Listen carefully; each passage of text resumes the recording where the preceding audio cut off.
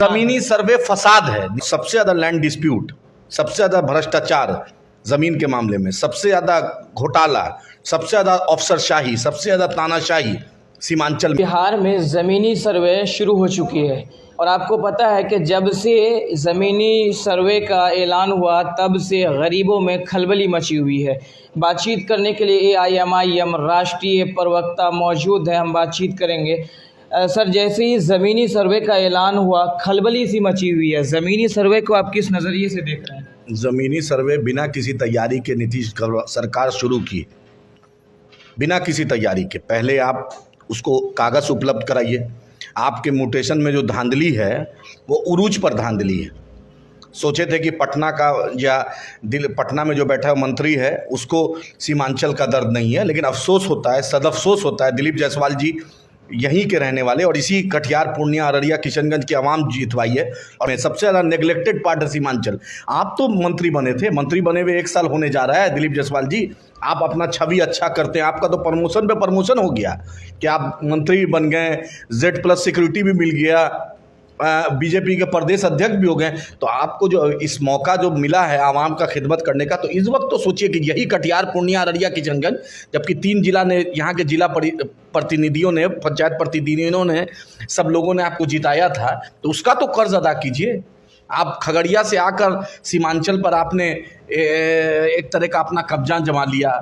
आपने, चलिए अच्छी बात थी कि अमित शाह जी आए आपके यहाँ, आप पूर्णिया में रैली करते हैं, लेकिन पहली बार बिहार में अगर अमित शाह जी कहीं ठहरे हैं तो आपके यहाँ ठहरे हैं, वो सब तो ठीक है, लेकिन आपके ज़रिए से, आपके पद से आम को फ़ायदा होना चाहिए। गरीब जो है सबसे ज़्यादा कटिहार, पूर्णिया, अररिया, किशनगंज हो, बलरामपुर, बायसी हो, अमोर हो, डगरवा हो, कोचा दामन हो, क्या कहते हैं, ठाकुरगंज हो, टेरागाछ हो, जोकी हो, क्या कहते हैं, नरपतगंज हो, आपका पूरा जो सीमांचल है, फारबिसगंज हो, जो पूरा जो इलाका है, सबसे ज़्यादा परस्त ज़मीन के मामले में कोई जगह CO, म्यूटेशन कर्मचारी, हल्का कर्मचारी, पंचायत कर्मचारी सपोर्ट नहीं करता है। LRDC से लेकर डिस्ट्रिक्ट मजिस्ट्रेट तक कितना लोग DM के यहाँ जाएगा?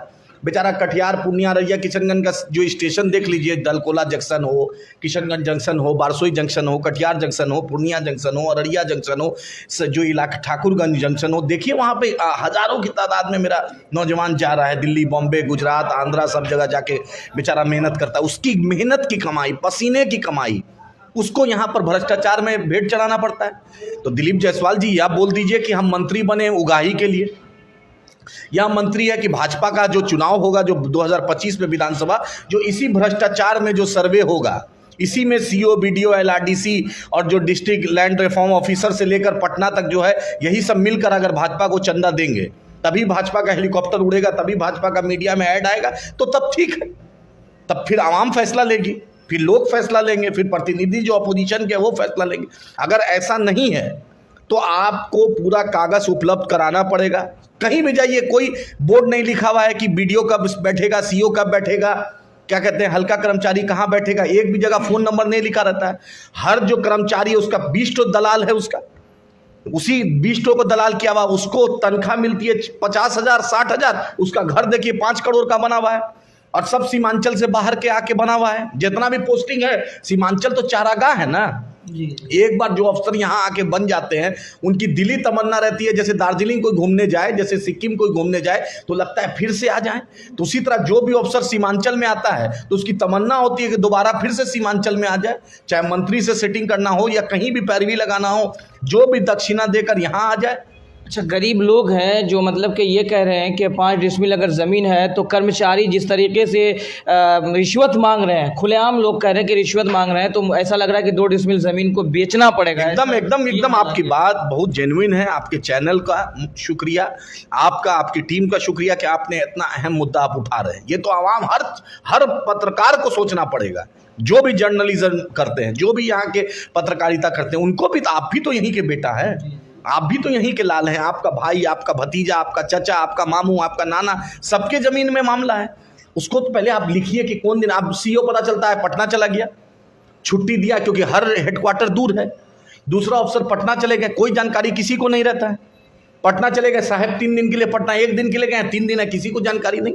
अरे आप पूरा बाजाबते बाहर में CO का नंबर हो, जैसे थाना में नंबर रहता है, थाना प्रभारी का नंबर, डीएसपी का नंबर, एसपी साहब का नंबर, जितने आईजी डीआईजी जितने साहब है सबका, आपका क्यों नहीं रहता है सरकारी नंबर सब बात जगह? पंचायत भवन में क्यों नहीं अंकित होता है सब नंबर सबका, जो जो रेवेन्यू से जुड़ा हुआ है? क्यों नहीं पोस्टर लग रहा है? बस एक व्हाट्सएप में कोई डाल दिया, आके 30 सेकंड आकर बोला कलर, रेवेन्यू कलर, जो भी कर्मचारी 2 मिनट किसी गांव में आके पंचायत में बोल दिया, बस चला गया। वो तो ऐसा कर रहा है, लग रहा है रॉकेट चला रहा है। हल्का में पूरे लोग जो है इस तरीके से भरे हुए हैं, ऐसा लग रहा है कि अब वहीं पे मारामारी शुरू हो जाए। एकदम ये याद रखिए, नीतीश कुमार ने ये फसाद की जड़ किया है।